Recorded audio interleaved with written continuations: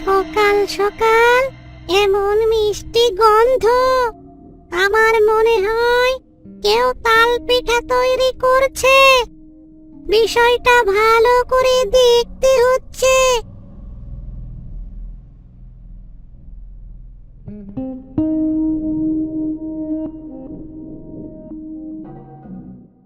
বৌমা, তোমার শ্বশুরকে কিছু পিঠা দিয়ে এসো। হ্যাঁ মা, আমি দিয়ে আসছি।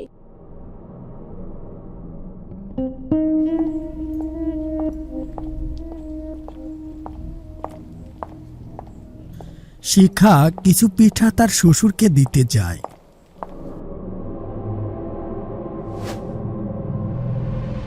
আহ, গরম গরম তাল পিঠা খেতে হবে ভারী মজা। তাড়াতাড়ি পিঠাগুলো আমাকে নিয়ে সটকে পড়তে হবে। হি হি হি। পিঠাগুলো নিয়ে কেটে পড়ি।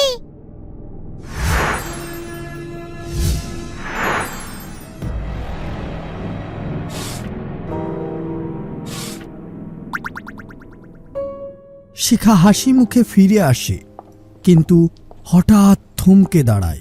তার তাল পিঠা একটিও নেই। এ কি, আমার তাল পিঠাগুলো গেল কোথায়? মা, এখান থেকে পিঠাগুলো কি হলো? কি বলো বৌমা, তুমি কোথায় রেখেছো?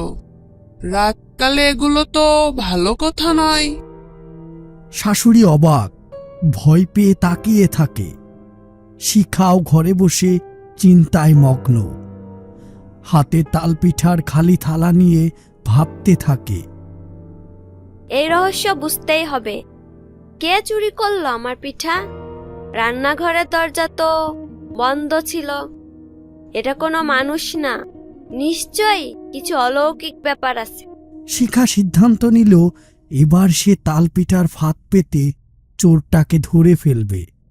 পরদিন সন্ধ্যায় আবারও সে তাল পিঠা তৈরি করে আগের স্থানে রেখে দেয়। আর রান্নাঘরের এক কোণে একটা গনগনে চুলার লাকড়ি হাতে ঘাপটি মেরে লুকিয়ে থাকে। হি হি হি হি। আজও গরম গরম তাল পিঠা।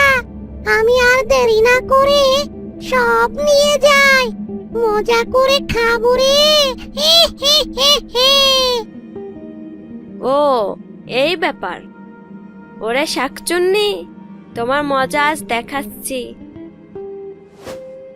ওরে বাবা রে, আমার হাত জ্বলে গেল রে। তুই আমার হাত পুড়িয়ে দিলি, তোকে আমি ছাড়বো না।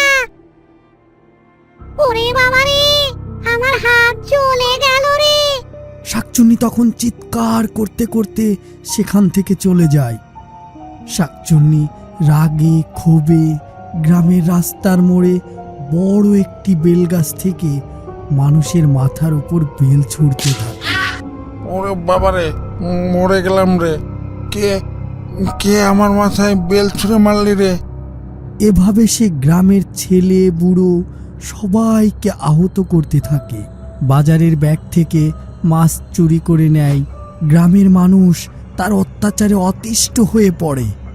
উপায় অন্ত না পেয়ে তোমরা তোমরা মন দিয়ে আমার কথাগুলো শোনো। আমাদের গ্রামের উপর শাকচুন্নির প্রভাব পড়েছে।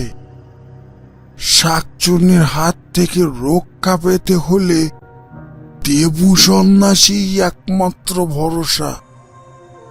আজই আমরা তার কাছে যাব। কি বলো সবাই? হ্যাঁ হ্যাঁ, দেবু সন্ন্যাসীর কাছেই যেতে হবে। শাকচুন্নিকে দেবু সন্ন্যাসী ছাড়া কেউ সাহেস্তা করতে পারবে না। চলো সবাই। তারপর তারা দেবু সন্ন্যাসীর কাছে যায়। বোম ভোলে ইক্রি মিক্রি শটাং, মম তো মেছো শাকচুন্নি পটাং। কিরে, আমার কাছে কি জন্য এসেছিস? জলদি করে বল। বাবা, বড় সংকটে পড়ে তোমার শরণাপন্ন হলাম।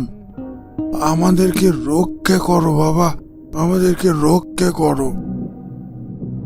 আহ, খুলে বল, আমার হাতে সময় খুব কম।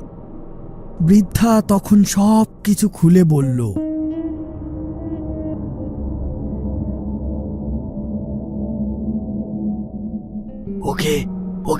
আটকাতে হলে কালো সরিষা হলুদ গুঁড়া একসাথে করতে হবে, কিন্তু কিন্তু কাজটা খুব বিপজ্জনক। মন্ত্র সিদ্ধ করে ওর শরীরে ছিটিয়ে দিতে হবে। কাজটা ততটা সহজ নয়। যদি কোনো রকমে তার গায়ে না লাগে তবে তবে পুরো গ্রাম শুদ্ধ সে শ্মশান করে ফেলবে। তোমাদের মধ্যে এমন সাহসী কেউ কি আছো যে এই কাজটি করতে পারবে? হাত যখন পুড়িয়ে দিয়েছি এটাও কোনো ব্যাপার না, আমি পারবো।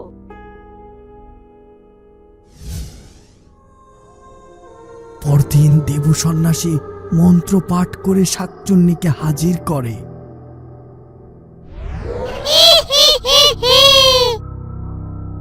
কি রে, কেন আমায় ডেকেছিস?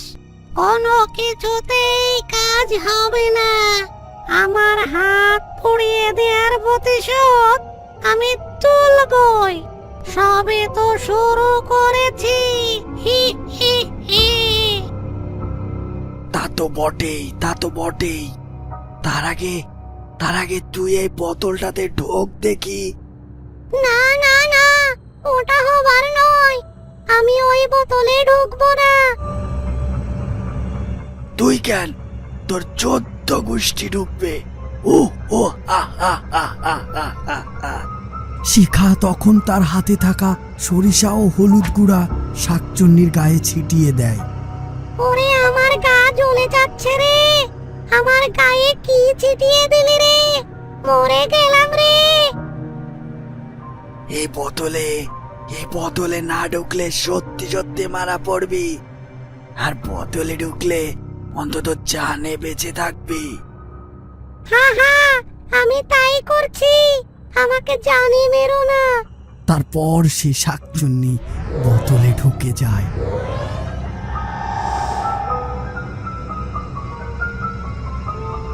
এই বোতলটাকে তোমরা একটি নির্জন জায়গায় মাটিতে পুঁতে রেখো। আজ থেকে তোমরা রাহু মুক্ত।